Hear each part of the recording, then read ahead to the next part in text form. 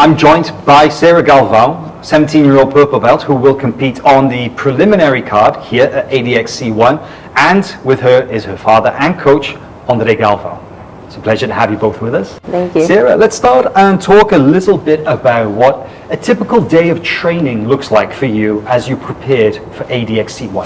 Yes. My camp, well, it's always been the same, I guess, since I can say I'm an active fighter, so it's never really changed, but it's usually three like classes per day. If I'm not training, then I'm probably lifting, but I usually spend majority of my time on the mats. I think I spend more time on the mats than I do at home. So Andre, maybe you could tell us a little bit about if there was anything different in this training camp in preparation for this event compared to any other tournament or competition that you might enter. Yes, definitely. We simulate the tournament a lot, so we allow the competitors to use the wall, kind of like the cage, right, the situation. Also, the rounds, we did like 3 minutes by 1 minute break. Most of them will be fighting 3-minute rounds.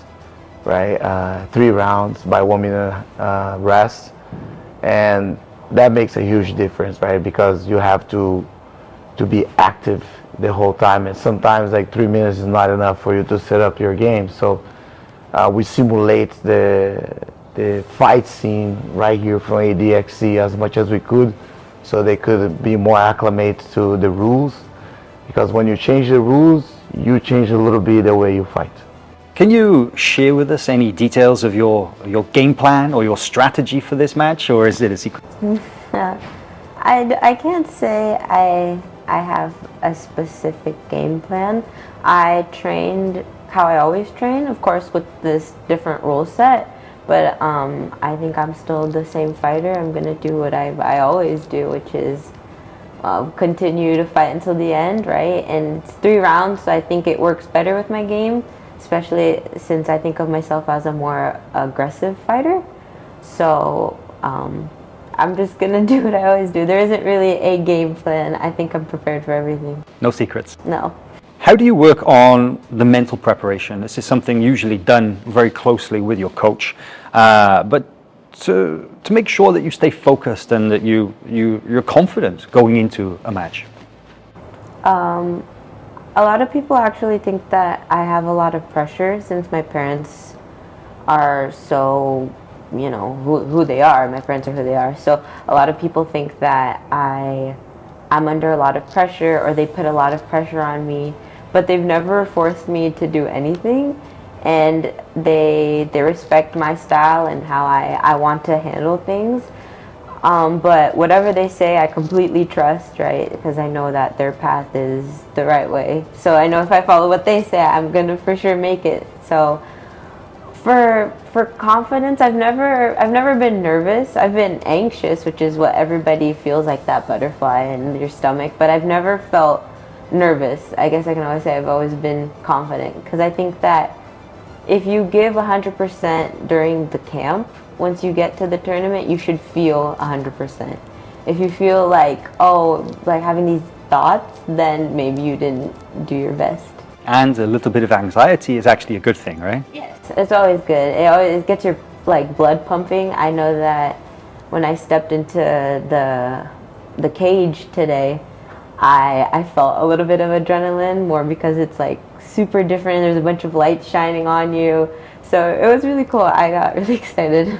Andre, maybe you could highlight some of Sarah's strengths that you feel will be an advantage coming into this match on ADXC. Yeah, I think the technique. Sarah has an amazing technique. I know she's young. She's not on her prime yet, but she already has all these skills that a competitor needs. She has technique, she has the strength, even though her physical condition is not even close to what she can be. And she's a purple belt only, right? She's still as a juvenile. And I think just thinking that she's so young, right? But at the same time, very mature. She's very mature as a fighter. You can see the way she reply your answers, your questions, right? The way she reply your questions. I feel like she knows what she wants, and when you know what you want and you love what you do, no one can stop you, you know. So I know she has a bright future. I have no doubt of that, because her dedication. I see how much she dedicates to the art of jiu-jitsu, and I'm just really proud as a parent, you know. And I know she's gonna go out there and do her best. And the only thing I ask her to do right there is give her best 100%, leave everything there, you know. And I know like the result will come, the outcome always comes, you know. So I have no doubt that she'll do really well. Now, the relationship between an athlete and their coach is always something that's very important. Of course, it's an added layer of complexity. Both could be good or bad, considering that you have somebody, you know, your family in your corner. Do you have anything that you'd like to say about that? What it's like having your parents, who are also world champions, in your corner when you compete? Right. I think having parents, especially like mine, is a lot different than, I'd say, a non-competing parent, or like a normal parent, average parent, right? Because my parents have to play two roles. They have to play the parent and the professor, which I have to play the student and the daughter, which is not an easy task. But I think that it's so much easier because they understand me on a different level, because not all parents can understand what their kids are going through, especially since they've never been through that situation. And my parents have been through every single situation, right? And they've competed every single tournament, and I'm just following the footsteps. So I think that having them by my side is easier because they understand me on a whole different level, and it's so much easier to engage and open up to them rather than they treat me in a different way because they don't understand, you know?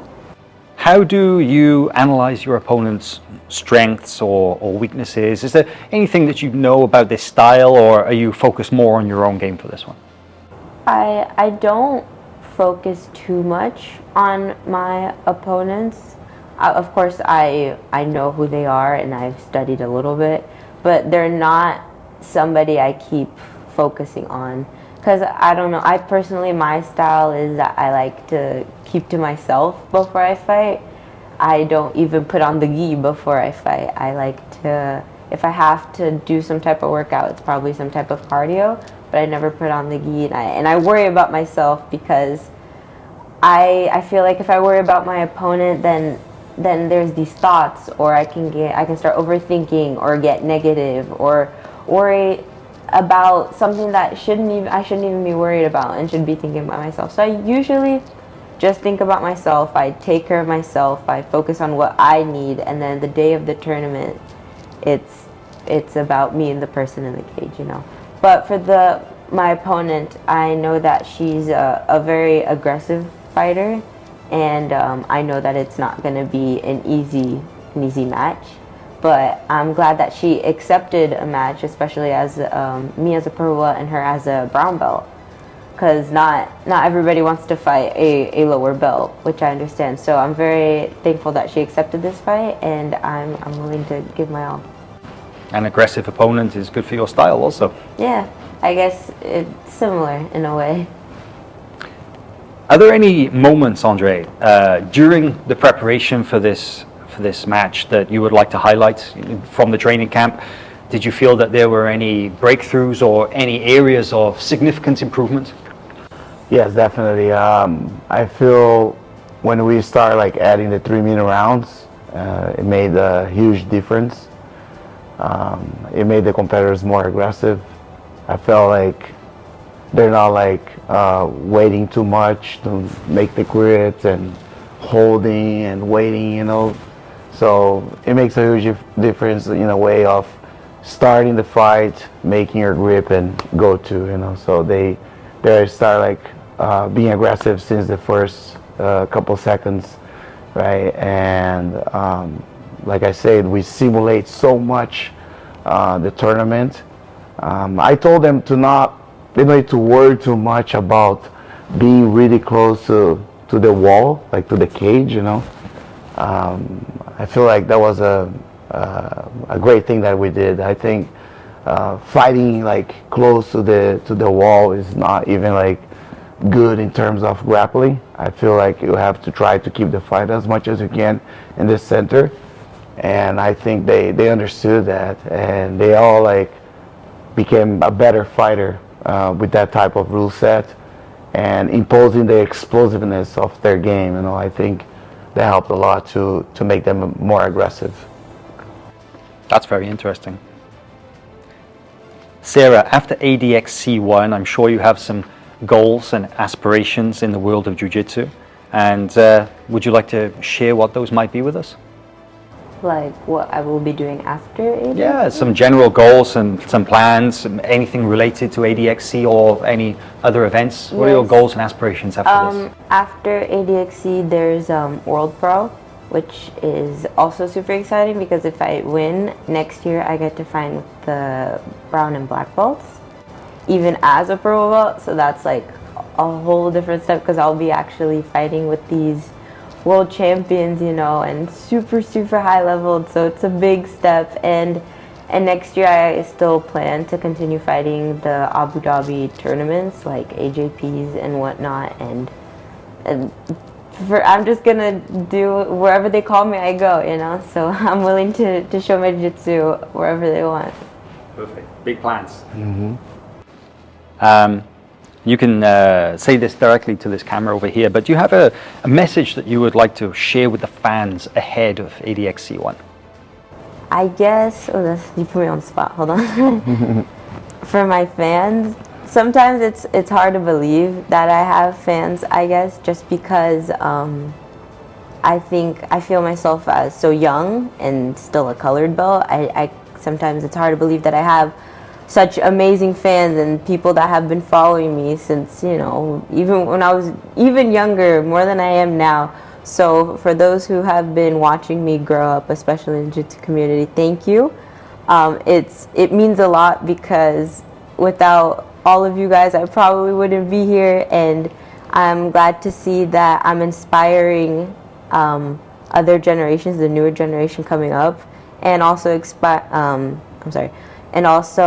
inspiring the younger girls who are coming up to show that you can get through a lot of places through jiu-jitsu. And I think that me being here at ADXC has shown that the generation of jiu-jitsu, especially for women, has been growing quite a lot. So thank you. That's great. Just a couple more questions here.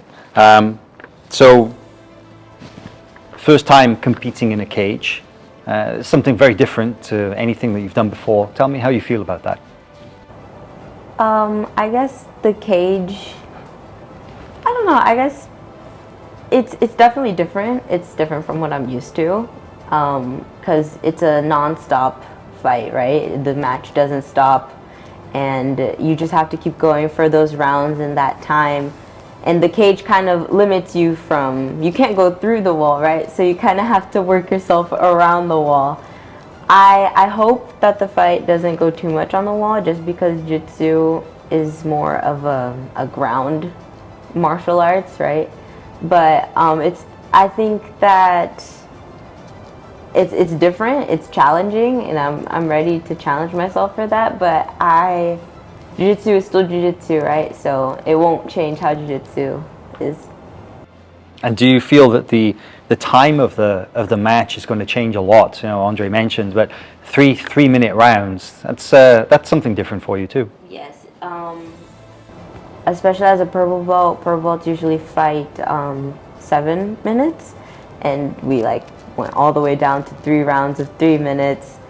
So it was definitely something to get used to. But like I said, I'm more of an aggressive fighter, so I think that it works best for my game, because I think that 3 minutes is perfect for me to explode, especially each round, you know. And I've been recovering really well for the 1 minute break.